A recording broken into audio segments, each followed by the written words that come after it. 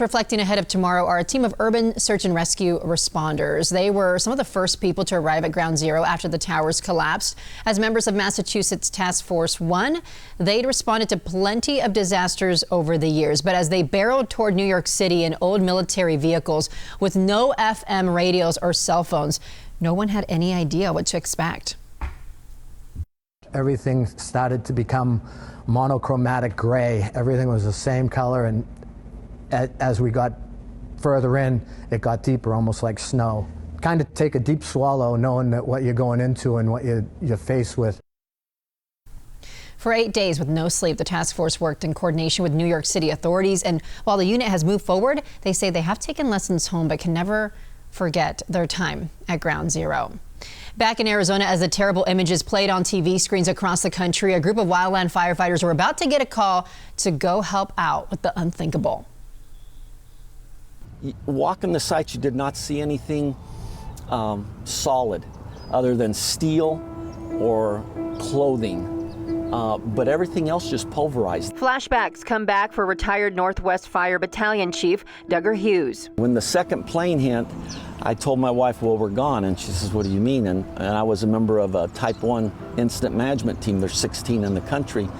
And we were up number 1 in rotation. In 2001, Hughes was with the U.S. Forest Service in Prescott, Arizona, and his team got the orders to go. The only problem is there were no flights anywhere. If you guys remember, it was all shut down. And so we hung around and we hung around and we hung around, and about midnight, we got the call that there was a plane coming in. And then it was off to the East Coast. We started opening up an old warehouse for a receiving and distribution center. A couple days later, we were actually down at the site. They tried to meld us up with leadership of FDNY. When the Twin Towers came down, firefighters lost all communication to crews on the ground. Another plane hit the second tower, okay? Alright, 10-4. Definitely something hit the second tower. Approximately 2/3 of the way up, you got visible fires showing out there. Suggest to the incident commander, Fort David, to transmit a fifth alarm to Tower 2. To get into good graces with the New Yorkers, Hughes and his team offered to step in. He said, we can get your communications again. They said, how? So we have these portable radio setups that we utilize all the time out in the hills on wildland fires, and we can get it. And they said, prove it. That's exactly what they did. Once communication was back, Hughes and his crew spent 35 days with FDNY. Every day they would dress up in their uniforms and go to a funeral service for one of the fallen firefighters, come back and go right to work, and maybe 2 hours later go to another service and come back to work. And how you get through that emotionally, I'm not sure. But they found the strength to carry on. I don't want to be graphic, but maybe a body part or something. They would say, I found this at this site.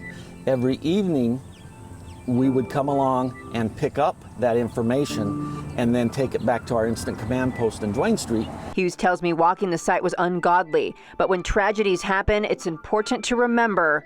I didn't cause this, okay? I didn't make this happen. I'm just trying to make it better. And despite the unthinkable circumstances first responders like Hughes were witness to, they are walking away with bonds that will last a lifetime. They're some of the best friends I have. As the FDNY guys, a bond that never would have happened because of that. It's funny, out of such a terrible, terrible disaster, good things come out at the end. Yeah, thank you to Duggar Hughes for sharing his story. And Mark